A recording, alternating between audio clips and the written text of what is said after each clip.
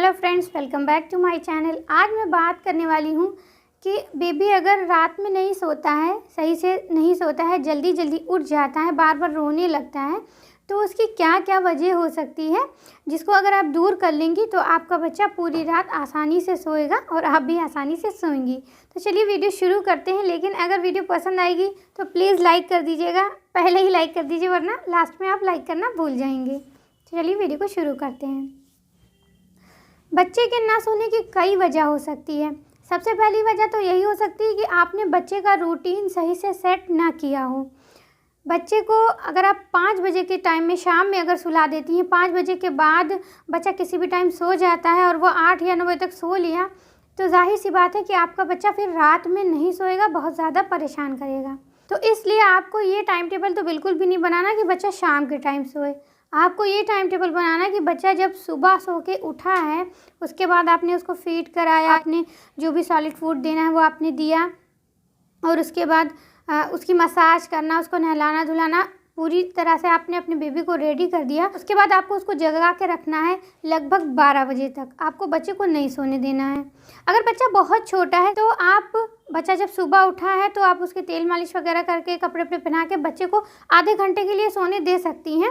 आप थोड़ी देर के लिए आधे ऐसे 1 घंटे तक सुला सकती हैं, तो वो बच्चा, उतना छोटा बच्चा दोपहर में फिर सो जाएगा। लेकिन अगर बच्चा थोड़ा बड़ा हो चुका है तो आपको सुबह के टाइम से लगभग 12 बजे तक आपको कोशिश करनी है कि आपका बच्चा ना सोए। जिस टाइम आप काम कर रही हो उस टाइम अपने बच्चे को भी जगा कर रखें। 12 बजे के बाद 1 बजे तक आप अपने बच्चे को सुला सकती हैं, और 4 बजे के पहले पहले आप अपने बच्चे को उठा दीजिए। इस तरह का टाइम टेबल सेट करिए। और अगर इस बीच में आपको कहीं जाना भी है तो आप अपने रूटीन में थोड़ा चेंज कर लीजिए। आप उस टाइम में मत जाइए जब दिन में आपके बच्चे का सोने का टाइम है।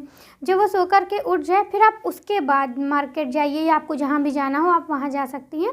तो बच्चे का सोने वाला टाइम पूरा हो जाएगा और वो बच्चे का जगने का टाइम रहेगा। वरना कभी कभी ऐसा होता है कि जिस टाइम बच्चे का सोने के टाइम में अगर आप उस टाइम कहीं चली गई तो जब लौट कर आएंगी शाम को आपका बच्चा सो जाएगा बे टाइम, फिर वो रात में 8-9 बजे तक सोएगा और जब उठेगा तो रात में जल्दी नहीं सोएगा। और दूसरी वजह ये हो सकती है कि बच्चे को पेट में गैस बन रही हो। कुछ लोगों का ये कमेंट्स आता है मेरे पास कि मैम बच्चा सोने के टाइम बहुत उलझता है, बहुत रोता है, जल्दी सोता नहीं है।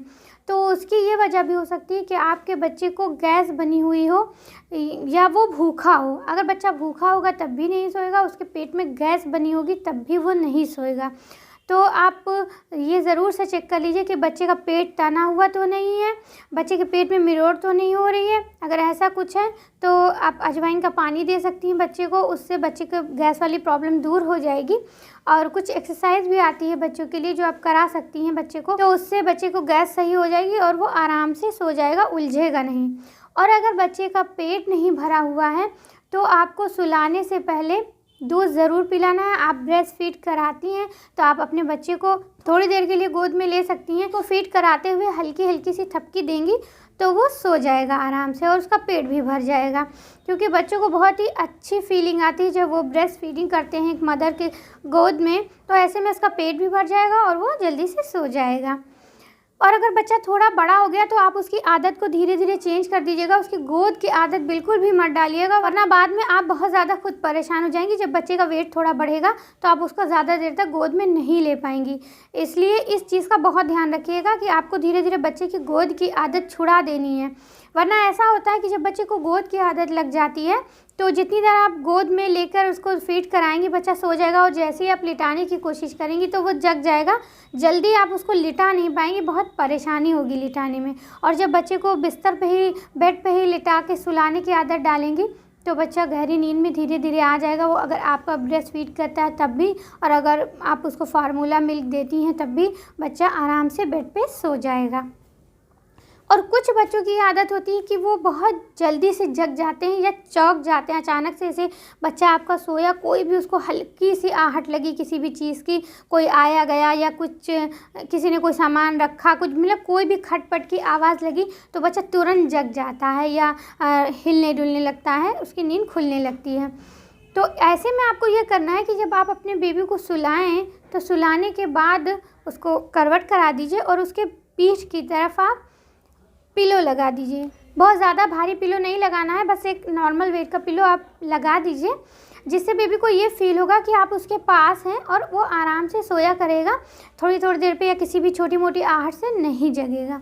और एक और चीज़ का ध्यान रखिए, जब आप अपने बेबी को सुलाने जा रही हो तो आप उस टाइम पे ही उसको नया डायपर लगाकर तब सुलाएं, जिससे जब उसको उसी टाइम आप डायपर चेंज करेंगी, एकदम नया डायपर रहेगा तो वो काफ़ी देर तक चल जाएगा और बच्चा आराम से सूखे में आराम से सोता रहेगा, क्योंकि बच्चे गीलेपन में बिल्कुल भी नहीं सोते हैं।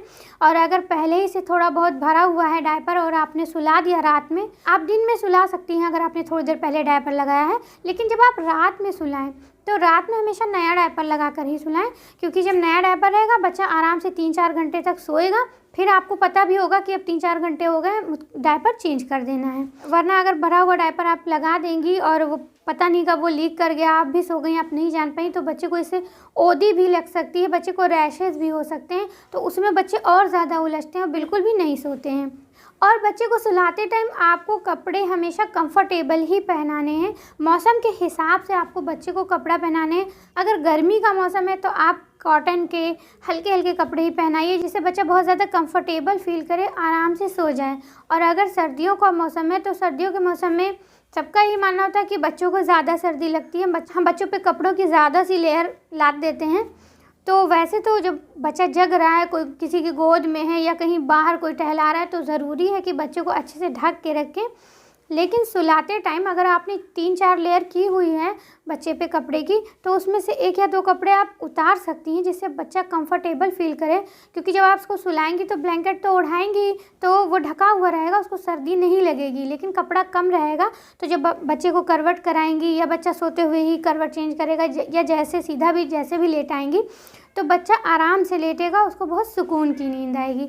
इस चीज़ का भी आप ज़रूर ध्यान रखें। और कभी कभी ऐसा होता है कि बच्चा बार बार जग जा रहा है, बार बार जग जा रहा है, तो जो मैं करती थी, मेरा पर्सनल एक्सपीरियंस मैं बता रही हूँ कि जब कभी कभी ऐसा हो जाता कि मेरी बेटी रात में ही अचानक से जग गई, नहीं सो रही, काफ़ी देर हो गई, तो मैं उसी टाइम उसकी मालिश कर देती थी। अगर सर्दियों का मौसम रहता था तो मैं उसके पूरे कपड़े नहीं उतारती थी, बस उसके पैर की मसाज कर देती थी, नीचे के कपड़े उतार के पैर की मसाज कर देती थी, और ऊपर के साइड में मैं हाथ में तेल लगा के और हाथ डाल के अंदर धीरे धीरे मसाज कर देती थी। उससे भी बच्चे को नींद बहुत अच्छी आ जाती है दोबारा से भी। अगर गर्मी का मौसम है तो आप चाहें तो ऑयल ना यूज़ करके आप बेबी मसाज क्रीम आती है, जो भी प्रोडक्ट आप यूज़ करती हो अपने बच्चे के लिए, वो आप यूज़ कर सकती हैं, और उसके बाद भी बच्चे आसानी से सो जाते हैं। और एक इस चीज़ का भी ध्यान रखना है कि अगर आपका बेबी अभी हुआ है, छोटा है, खुद से वो करवट नहीं ले पाता है, तो आपको इस चीज़ का ध्यान रखना है कि थोड़ी थोड़ी देर पे जब भी आपकी आंख बीच बीच में खुलती तो बच्चे की पोजीशन को चेंज कर दीजिए,